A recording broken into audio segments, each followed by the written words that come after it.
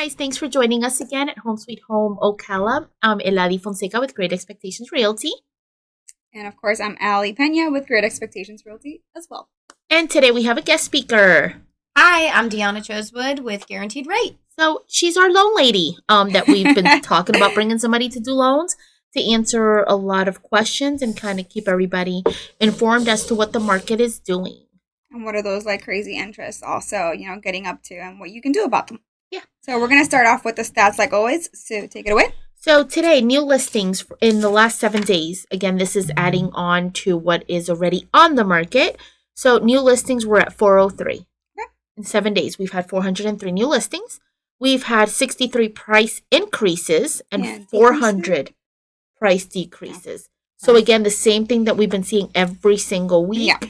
New houses hit, a lot of price decreases. Back on market, however, has gone down a little bit. We're at 96. Okay. So 96 sold, 330 closings within the last 7 days. Because these reports are 7 days. And that's all, that covers Stellar. Yeah. So it's not just Marion County, it's everything that covers Stellar. It's literally just what Stellar has. Oh, okay. Yeah. So other MLSs that have pretty much other areas too that they focus on, if you add that up, it's even more in Florida. Wow. So it's a lot. Right now, we have well over 2,400 homes on the market total. Leased, we're at 48. I know, there's more than that. Never pay attention like we to say that. every week, don't pay attention because we've had, like 3 lease signings this week in our office alone in 1 week. So, and pending 299. Okay, and we're going to be seeing those probably next week as well, like we always do. Correct. And I forgot to do the stats for the month. So we'll get that in next week's episode because it just hit me. Holding her accountable. Yes, totally my fault. So let's talk a little bit about what the market is doing on your end, Deanna. As far as everything as a whole, what are you seeing in a lot of buyers? Interest rates, I know we can't talk exactly about interest rate numbers. We always give them a rough estimate as to what it is nationwide. So we usually say it's between 7 to 8.5-ish at the moment. Yeah, so you're probably going to be mid-7s to mid-8s. Really is where you're looking at as rates right now, depending on qualifications, loan programs, that kind of stuff. So all of that taken into consideration. I know it's a pretty wide range, but that's really, where we're at. As far as what I'm seeing in borrowers, things like that, I see a lot of more difficulty coming out of the market. So whereas we were in this market of easiness and everybody, being able to qualify and this kind of thing, it's getting a little bit more difficult for borrowers to qualify. And a lot comes into play with that. Home prices, the interest rates, it makes it really more difficult. And I think that's why we're seeing more of the decreases in prices. And when you say that, they're not giant decreases either. Like we're not taking big hits in the market. It's just where it should be.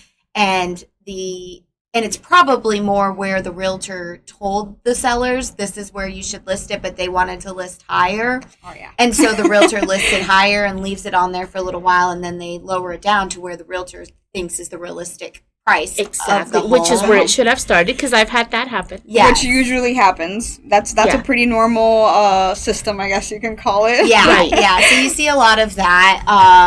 I'm seeing little bit more seller credits going on. All right. I didn't know that. Okay. Yep, a little bit more seller credits. Appraisals have still been coming in right on par. A lot of them are coming in a little high. Oh. And I think that's due to the price decreases as well. Not like giant, Right, not big differences, but it's small, working. But it's, yeah, definitely. No low appraisals. I haven't had one of those in a little while. Lots of new construction.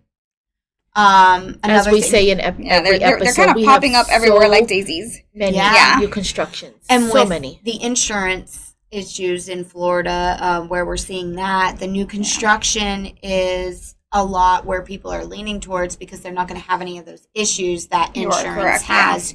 You're going to get bound on a new construction house. Plus, you've seen where even the builders are offering incentives. Yes, the builders are offering incentives as well. Would you say it's a really good time to actually just go ahead and invest in building, your own property, even if it's in your own lot or with a community? It just depends. It depends on where you're looking or how you're doing it. Depending on the time frame it's going to take for the house to get done. It just depends on what the buyer's looking for. Anytime I think is a good time for if somebody wants to build a house and put into it what they want to put into it. It's always a good time. If you don't want to wait though and have that waiting period, there's options out there for you.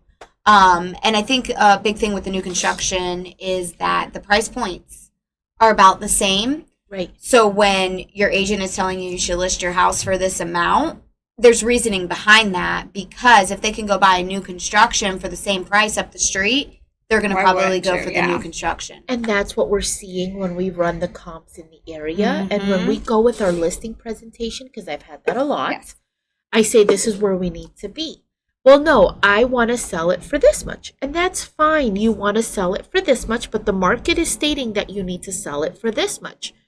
That's where we have where it's sitting on the market. Right, and then that's where you get people offering lower because it's been on the market so long because it's too overpriced compared to the new construction. Which is why, in my opinion, even though the interest rates are so high, I think it's a buyer's market.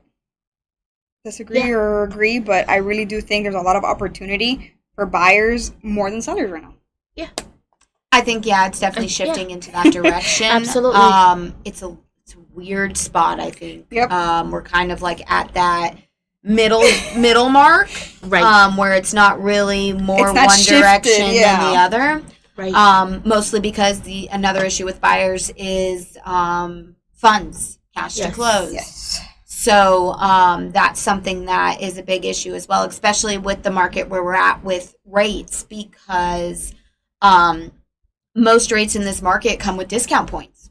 So you have to add that into what you're thinking your cash to close is going to be. And what discount points are typically what a cost to buy your rate down. But where we are right now and the way things are going in the market, most rates start with points on there. And the higher the rate, the lower the cost. The lower the rate, the higher the cost. So it just depends on how much you want to spend to buy your rate down. So, and this is something that we talk about all the time on our podcast as well, is how you can buy down the points. Mm-hmm. Roughly, how much is something like that? I was just about to ask that. It just depends on, again, the qualifications, the risk evaluation of the loan. There's a lot of differences that come into play with that. The type of loan that you go with, there's different programs out there for that. Regulations state that we cannot charge more than 3%, and this is on a primary residence, in loan fees to a borrower becomes a high cost loan. Okay. So and when you say 3%, you say 3% of the purchase price of the loan amount. Of the loan amount. Yeah. Okay. So the loan fees themselves. So that includes any lender's underwriting fees, any application fees, any fees that are paid to the lender cannot be more than that percentage. So then when you're talking buying the rate down, you've got to do those calculations to know how much the borrower can even spend on points.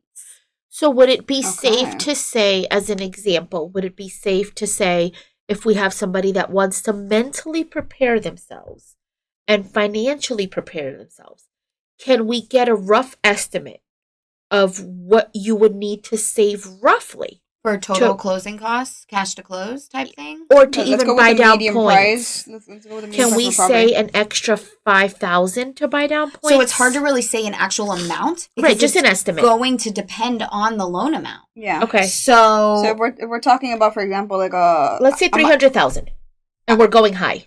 Okay, let's go high then. So 300. I'm just thinking round numbers.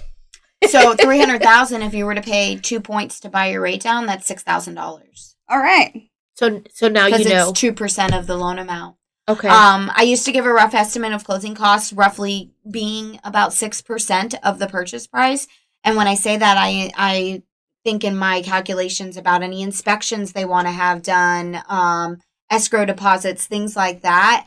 Now it's more to a 7 and 8% number just because So of they those. can buy down. Yeah, Those yeah. are- And those points okay. are tax deductible. So that's Okay. that's good to know as well when you file your taxes. That's definitely a big thing right now. A big change in the shift. A big shift. It was a right. lot of change for me. It took me a while to accept it because I've been doing mortgages now for 7 years, and I always would do I always had rates that didn't have points that didn't have somebody had to points. pay, and Correct. I would be like, it doesn't make sense to buy it To down. buy it down. And I do the calculations for everybody, and I'm going to do that for people now too. Like even if they tell me they want to buy it down 2 points, I'm going to show them this is the difference it's going to be. It's going to take you X amount of time to make up this money. Is it worth Does it it or make not? sense to spend this money right now, or does it make sense to keep that money and have a little bit of reserves because you're about to buy a house? Right. And I'm guessing it's just case by case. It is. It's case by case for everybody, Yeah. and that's why it's really Okay. hard because most people just want you to give an answer, and That is impossible. Yes. it's yeah. just depends on the Which- person. Yeah. Right. Which is why I always try to tell people, hey, listen, talk to the lender, because as a real estate agent, we don't know that. We're not lenders. And we get asked that every single time. Yeah. We get a buyer. So what's my interest rate going to be? I can't tell you. I can't What's tell my you. closing cost? I can't tell you. I can give you a rough estimate, and I always go high. I tell them have like $15,000 Yeah. Mhm. just to go high because they're just. And again, we can't give the information that you would give them because you would know. You can't give them the information that we would give them because you wouldn't know. Right. So, and again, this show is here to educate. We want to educate people. Yep. So I'm putting myself in a lot of buyers' positions right now. So here's a question. When we say points, just to close in, when we say points, okay, say they are at an 8% Mm-hmm. and they're buying down 2 points. Mm-hmm. Are you buying down the percent? Yeah, Well, you're buying down your interest So then rate. you're at 8, you buy down 2 points, now you're at 6%. 6%. No. Okay. That's where we need to clarify because again, we're here to educate and we want people to understand. Right. So again, the cost of the rate is dependent on the qualifications and the risk evaluation of the loan. So potentially, if someone has a lower credit score, they might be paying 2 points for an 8% rate. Somebody with a higher credit score, they might be paying 2 points for a 7.5. So it just that's the kind of where it's at. It's So not, they're buying down points, they're not buying down interest rate. So kind of. So they are buying their rate down. The points, the discount points are the cost to buy the rate down. But each percentage, Is each different. Okay. point does not equal 1% in rate. Okay. And that's what I wanted to clarify because Yeah. we get that All the lot time. too, all the time. It's calculated by, like I said, the qualifications and the risk evaluation of the loan and the loan program. And based off They're of all what different. the market's doing that day, because it changes daily. So have you seen a lot more loans, one kind of loan over the other? Are you seeing more FHA, more conventional, more USDA? Like, I'm not. no. I think it's a pretty good mix. I've been Sorry, I should have doing- prepared you that I was going to bombard you with questions. Yeah, no, you did. You're fine. I've been doing a lot of mixture of them. Okay. Thinking back, Which VA, I totally agree. USDA, not as much. Is it because of the interest rate? No, it's just because just of because. the Okay. qualifications. Okay. USDA has very strict qualifications, so Right. a lot of times the borrower's debt to income is going to be too high, or it just doesn't work, or it makes sense for them to go another route. I weigh all options, so it just depends, and then I look at all of them and tell them, hey, this is what the differences are with each loan and why, which the pros and the cons of each program. Okay. So I think I do more of a mix of the conventional FHA and VA Okay. more than the USDA. Okay. But What programs do we have right now for first-time home buyers? So every program has its own first-time homebuyers route as far as loan programs go. It's just finding which program best fits for the borrower. And there are down payment assistance programs out there as well. Just know that that is not free money. I think a lot of people get confused and think, oh, I'm going to get this and I'm going to start off with equity in my house. And unfortunately, that's not how that actually works. Yes, you're getting your down payment assistance and you get into your house, but a lot of them are second mortgages that are placed on your house that are not forgiven. Anything really through the state bond programs and that kind of thing, Hometown Heroes, those are not forgiven loans. You have to pay those back.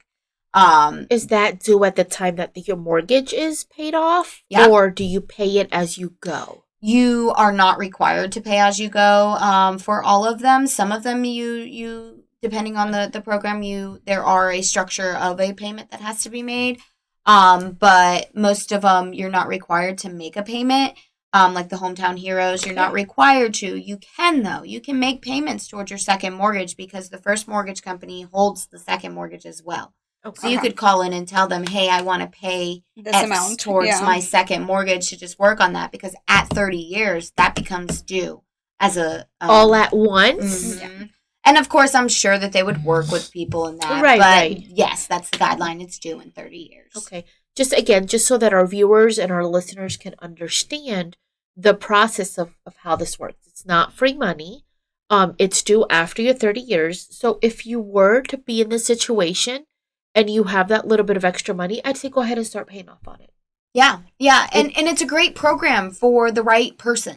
Right. It's not the great program for everybody just to get, the down payment assistance. Because if you have the money, pay it out of pocket up front and you eliminate that second mortgage. Right. Because a lot of people's mindsets right now are, which is really, you should be in this mindset of marry the house, date the rape. Basically. Right. And your mortgage always is going to be comparable to rent. So no matter what, it's always a good time to buy and pay into your own versus paying to somebody else because especially with how high rent is. Right. The rent market is increasing on par as what it is with the cost to buy a house too and your mortgage payment on that. So, everybody is in this mindset of refinancing once rates go down. That was my next question. How's the refi world doing? So that's another world right there. How's the refi? We'll get into that in just a second. But one thing I want to finish that thought on the down payment assistance because one thing to remember and think about is that if you're planning on refinancing and rates go down, just because rates to go down doesn't mean the market's going to stay where it is and the price of your house might go down too. So then you're thinking, I'll just refinance later and you have this $10,000 in a second loan against your house. And guess what? When you refinance your house, they won't subordinate that loan. You have to pay it all together.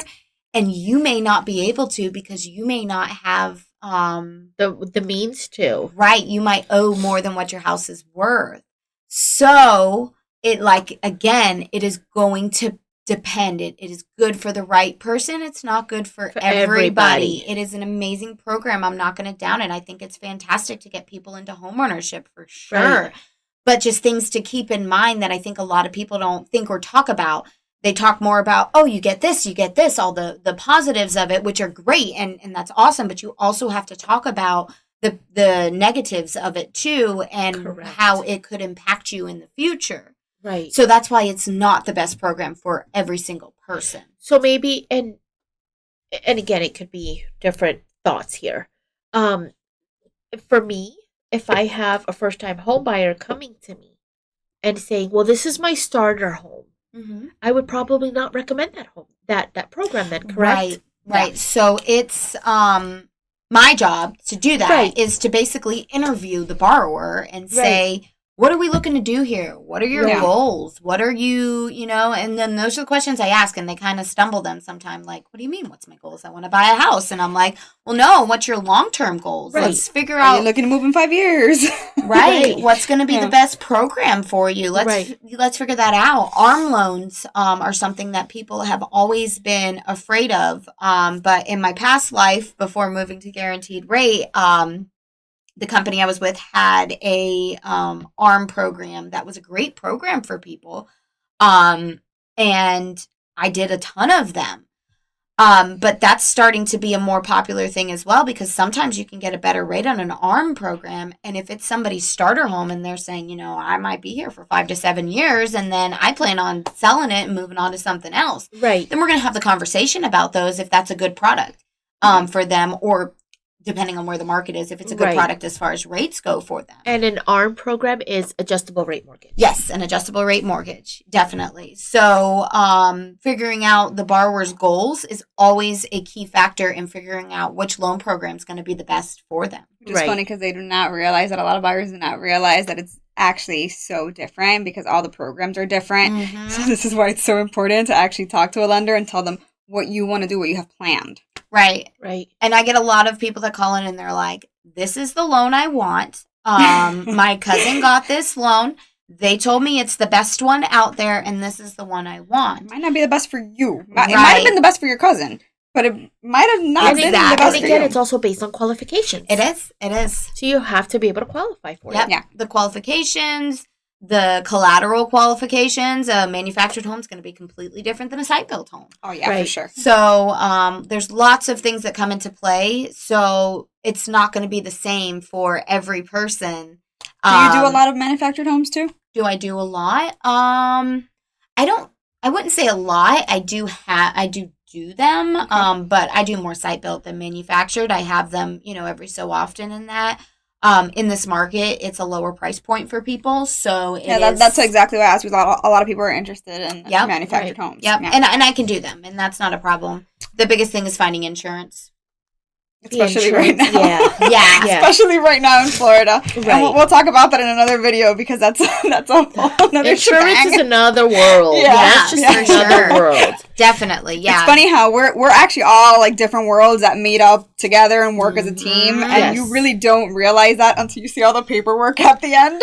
Yes. Yeah, we're all a big team. We all have to communicate together. And if you have questions on certain things, we're going to point you back to the direction of the person that is Who can actually answer it. Licensed and qualified to give you that information. Exactly. You want to come with questions about the contract? I'm shooting you right back to your agents. You don't want to Oh, try yeah? to tackle that one. I'm going to pass. It's only Gosh, like 13 to 14 pages long. Yeah, You're I've gonna got pass? a lot of other information I have to hold in here, and that's not one of them. Yeah. just like you're not going to hold those loan program. No, differences. definitely no. not. How many times do I not call you like, what is this one again? Yeah, no. And So, it's so tell us easy, really too. quick too on the refi world. Okay, so refinances, not a huge world right now. Okay. So Non-existent. Smaller world. as rates increased, refinances started to go down.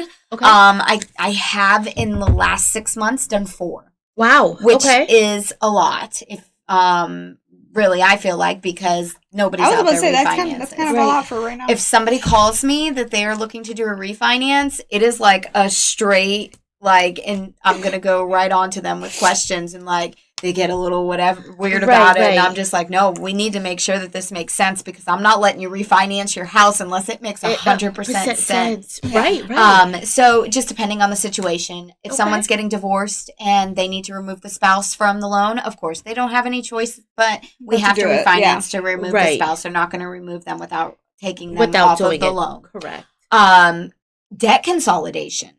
Great reason to refinance. If you've got a lot of debt that you accumulated, everybody has equity in their houses right now, so it makes sense to save them money on their Yeah. monthly debts.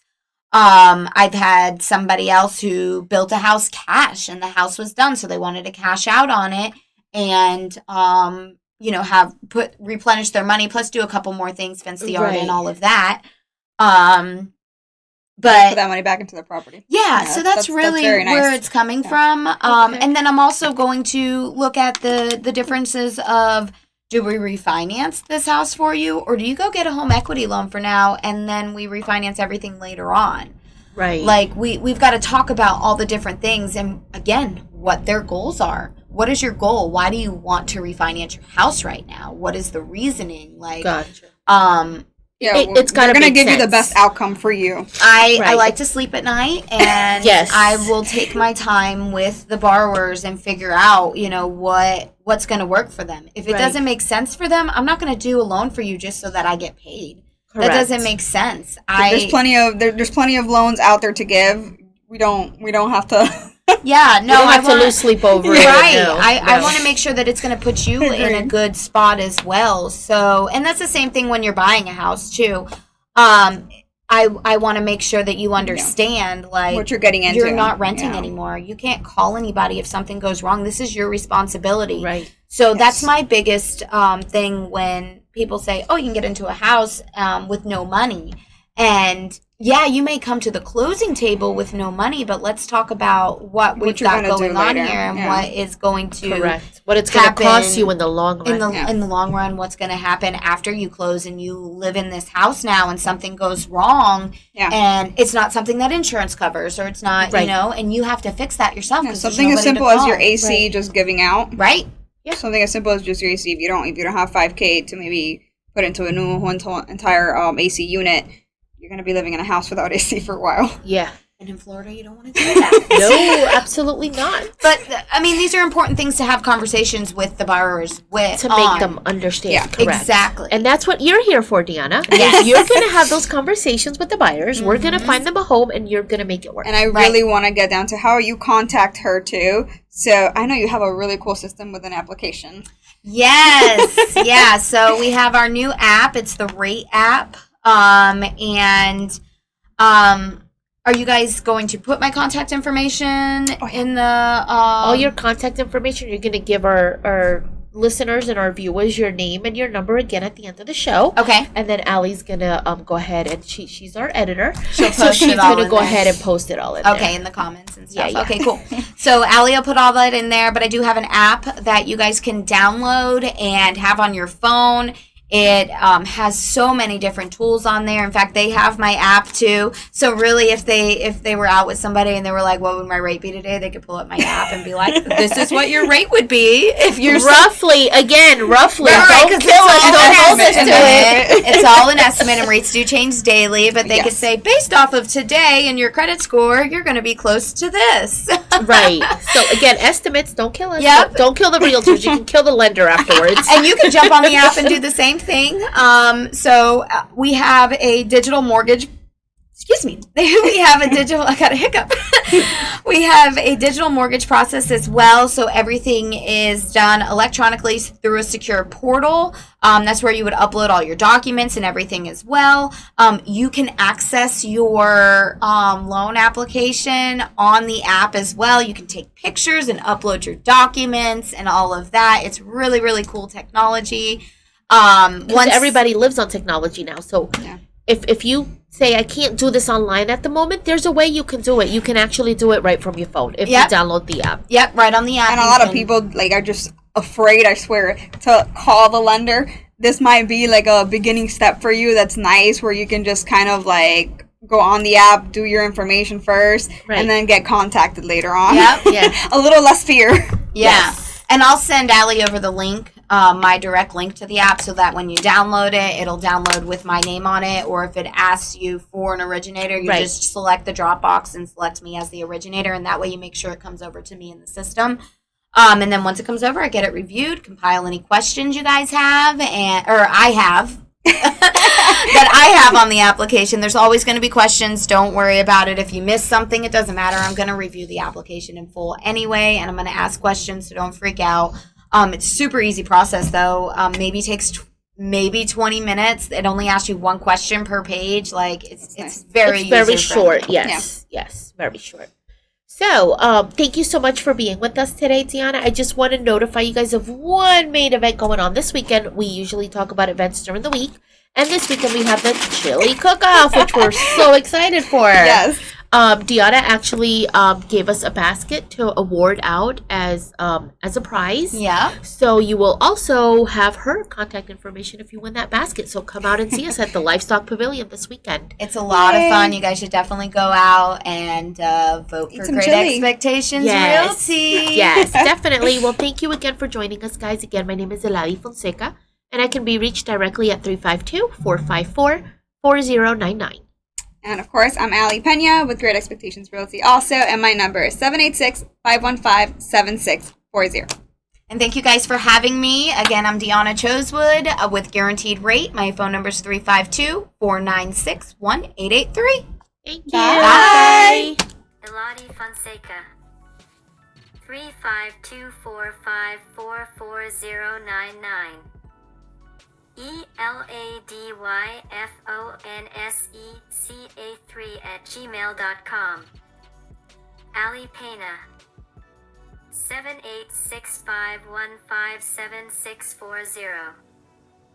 ALY.FLREALTOR@gmail.com.